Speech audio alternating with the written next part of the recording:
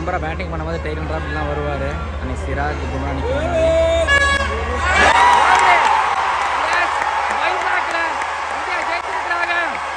ஹைதராபாத்ல தோல்விக்கு அப்புறமா திரும்ப வைசாக்ல பவுன்ஸ் பேக். ஜெய்ஸ்வாலோட டபுள் 100, பும்ராவோட சூப்பரான ஒரு சிக்ஸர், அதுக்கப்புறம் சுப்மன் கில்லோட 100, நீங்க பும்ராவோட வேற மாதிரி பவுலிங் பர்ஃபார்மன்ஸ்.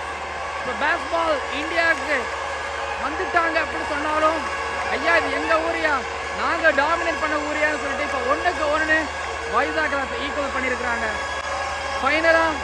ஃபைனலா இந்தியா பெரிய வெற்றியை இந்த பேஸ்பாலுக்கு எதிராக பதிவு பண்ணியிருக்கிறாங்க. ஸோ அடுத்ததான் ராஜ்கோட்டில் India vs England 3rd test match இருக்குது.